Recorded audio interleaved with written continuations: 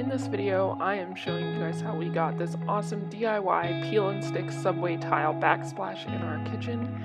We rent, so it was super important that we could do something that customized the space and made it feel more like our home, but also made it so that we could easily remove it when it is time to move.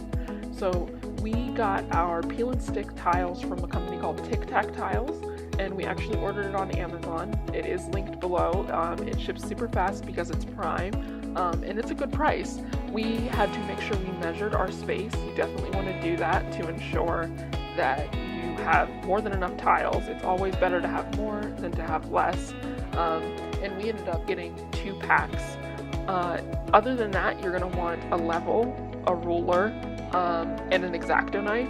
You also may want to get a laser level. We bought one, and I do think it made the process a lot easier to just ensure that everything was going on straight.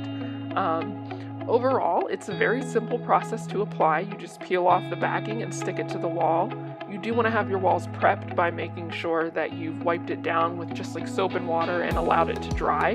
But other than that, that's all you have to do to prepare the walls.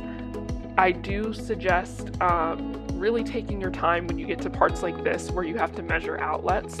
If you go too fast or you're not really paying attention, you're definitely going to have weird gaps or things like that, because it definitely happened to us on the other wall, and it's just kind of discouraging because then you start to stress that you're going to use too many of the sheets. Luckily we still had enough, but just make sure you take your time and move slowly when you're doing it. It's gonna make the entire thing go a lot easier.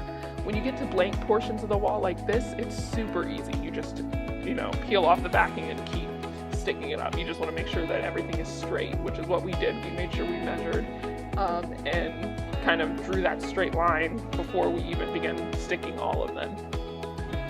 I will say that the care of these is actually super simple. You just take a paper towel and some type of cleaner, and I would spray it directly on the towel to wipe the tiles down. Don't spray it directly onto the tiles because it could probably decrease how sticky they are.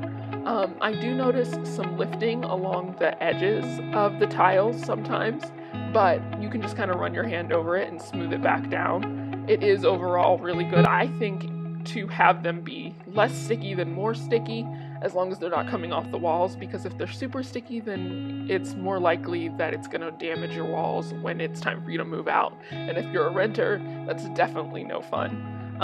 Overall, I highly recommend this. It was super easy and it makes the kitchen look amazing. It definitely gives it a much more custom feel.